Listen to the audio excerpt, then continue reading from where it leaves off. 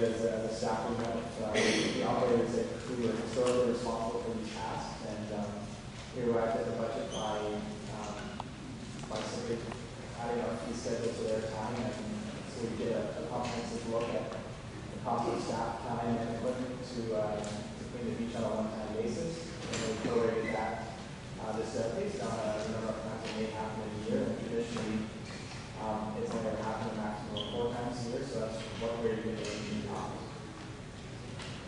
Okay. Dr. Boswell? I'm going to move the recommendation because I agree with Mr. Kittner. I think this is something we have to look at in terms of financial implications. Maybe a local improvement tax is the way to do it, or fee for service, but I do agree we need more information, so I'm going to move this recommendation. Okay.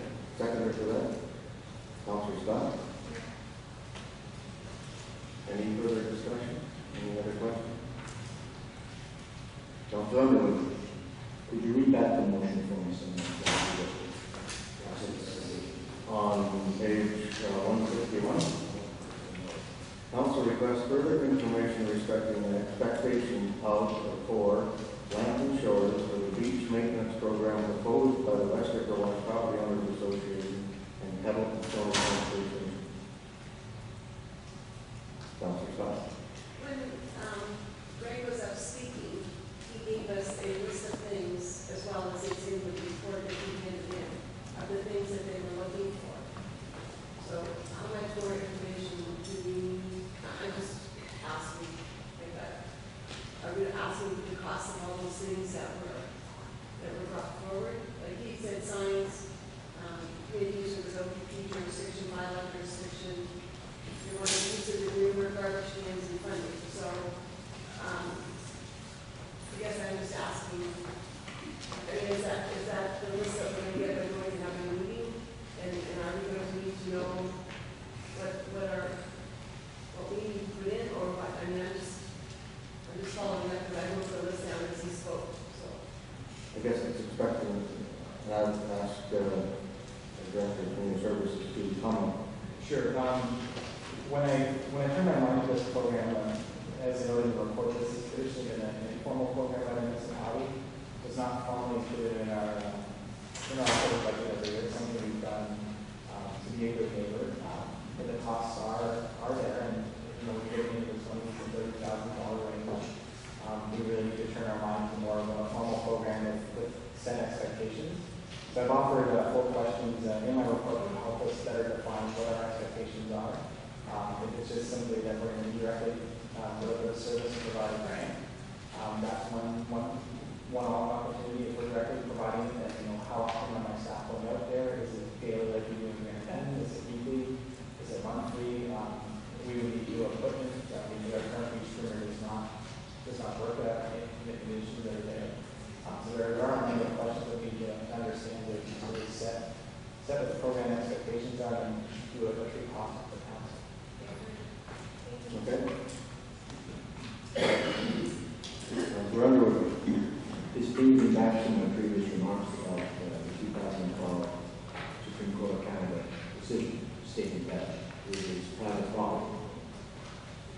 This is not really a public beach.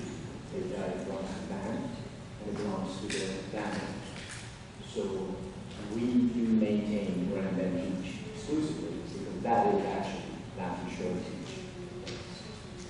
So I'm not entirely sure while we're going down the trail because we're not going to be maintaining the entire coastline. Well, I think Council wants to go to the point that this could either be a fee for service, special tax levy, or something to that effect. So if to go that way, so maybe that's all part of the discussion that we need to have to get this out. Everybody can find out what we want to go with. The access is from our property, road lines, and signage and safety issues are something. Just further along to your point, Councilor, we have beach pines here on Woods, South Pines are beaches, and they are in effect private beaches with public access. And so it's a similar situation. I think we have to have a discussion on the financial implications of what type of service we're going to provide, whether we charge for it, and how often we provide it, whether it's a local improvement. That's part of the discussion we need to have. So in we have to be fair across the municipality and services come together. Yes. Okay. All in favor of the motion? Carried. Thank you. So that's all the items that we have listed on the agenda for the early part, other than some confidential items that we need to get camera for. Mr. Mayor, just on a point of order, if you want to do the West Dipper Wash Road speed, if you keep here from the association. You want to move that item forward in the agenda? Speed.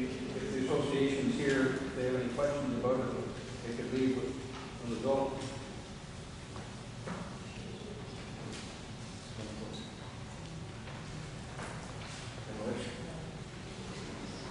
Okay.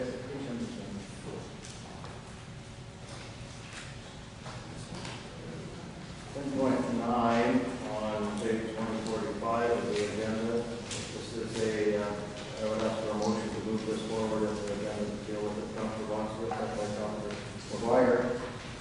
And there's a recommendation that bylaw 78, in the bylaw to establish 50-kilometer speed limit. It's not going to go forward. Let's move to second to move this forward, and all in favor of that, that's carried. Okay, now there's the motion, report number 100. Councilor Underwood. I move the recommendation. Moved by Councilor Underwood, second by Councilor Bonstein, that we establish a 50-kilometer speed limit for West Dipper Wash Road from William Milton Road to the end of the roadway at the beach. Councilor Scott. I have no objections to doing this because it isn't what the agenda look after, but, what about the other two roads as well? Like, we're looking at, I mean, there's 3 roads down Dipper Wash, they all suffer from the same speed, and we're looking at doing one. I recall the emails I got in Fort Franks when the speed limit, and I know that the clerk will sympathize with me because she got copies from all as well. So without holding a public meeting, without doing the other 2 roads, we're going to set ourselves up for a lot of, oh my God, you can't do this, oh my God, yes, we want that.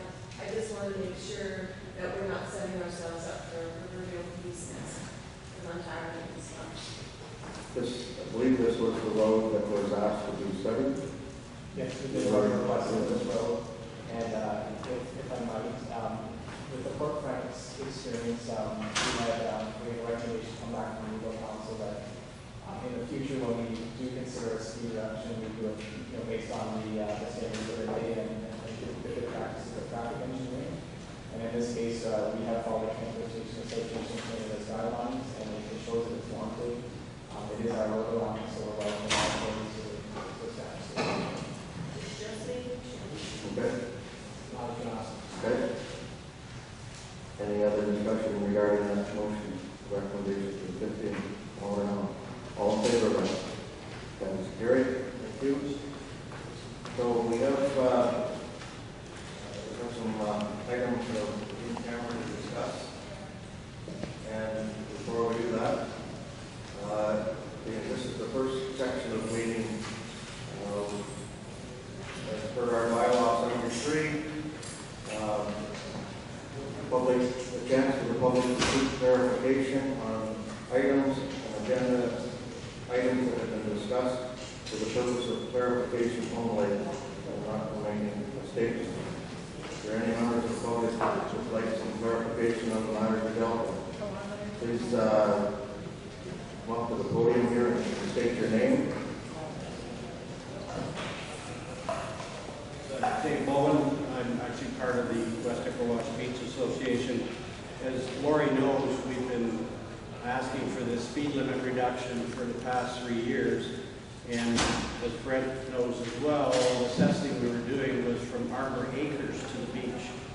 Starting at William will not resolve the problem. The dangerous areas from Arbor Acres, there's heavy traffic there, and that's where all the pedestrians